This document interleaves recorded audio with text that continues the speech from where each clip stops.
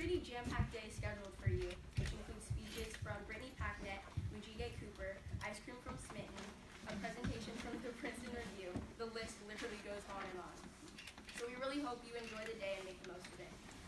The Riot Club is a club my friend Mia and I started at UHS for women of color this school year. Riot focuses on the intersection of race and feminism. We have hosted discussions on white feminism, colorism, and even Beyonce's role as a feminist. Mia and I were driven to create Riot because we wanted to voice the opinions of women of color on our campus. Break the glass. When Mia and I came up with the theme for this year's conference, we had the goal to break the glass barrier between students from private independent schools in the Bay Area who identify as women of color. Our wider goal is to encourage and rally young women of color to break the glass ceiling in their future work fields. Ever since I was in 5th grade, I have been interested in increasing the number of women in power. I had been working on a research project, and I remember being so confused as to why women had it harder than men. I planned from then on that I would work towards gender equality in any way I could. 2 years later, when I ran for president in the 7th grade, I ended my speech with a quote by Margaret Thatcher that said, "In politics, if you want anything said, ask a man. If you want anything done, ask a woman." Even then in middle school, I experienced the glass ceiling after I lost the elections because the boys in my class felt so threatened by my remark. Instead of being discouraged, I used this experience as fuel to push me to work harder towards gender equality, keeping that quote by Margaret Thatcher very close to me. When it came to finding speakers in high positions of leadership, it was very challenging to find plausible options for women of color and women in general. I was reading an article the other day about how the barrier stopping women of color from advancement in the workforce is no longer being referred to as the glass ceiling. It is now being referred to as the concrete ceiling. Us women of color do not have it easy and will not have it easy in the future.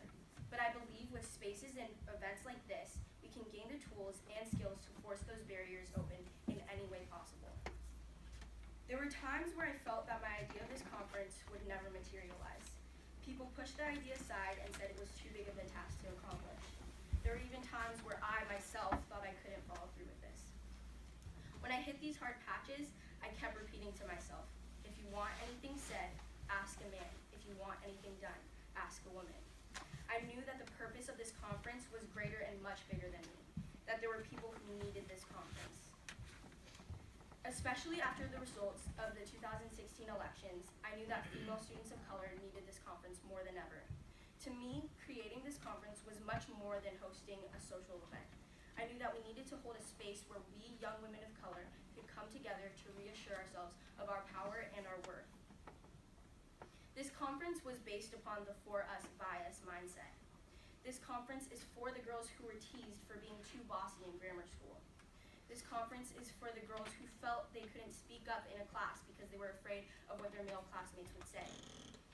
This conference is for the girls who are constantly told they can't achieve their goals just because they are women of color. This conference is for that 7th grade girl who lost presidential elections because she wasn't afraid to speak her mind. Former First Lady Michelle Obama once said, "Educating girls doesn't just transform their life prospects, it transforms nations." The world needs powerful, educated young women of color like ourselves, and I hope you all recognize that by the time you leave those glass doors. In December, when attending the Student Diversity Leadership Conference in Atlanta, I was so moved by our closing speaker. I was touched by her powerful words as she shared her experience as a woman of color in a private independent school and in the world. After hearing her speak that Saturday morning, I knew exactly who I wanted as our opening keynote speaker for the Riot Conference. Brittany Packnett is currently Vice President of National Community Alliances for Teach for America. After the murder of Michael Brown, Brittany rose as an activist and organizer for the Black Lives Matter protest. Ms. Packnett continues this activism as co-founder of Campaign Zero, a policy platform to end police violence. In 2015, Brittany was appointed to President Obama's task force on 21st century policing. Brittany is the epitome of unapologetic, carefree black girl magic. We are so blessed that she decided to travel all the way from Washington, D.C. to come speak with us this morning. Without further ado, please join me in welcoming Ms. Brittany Packnett.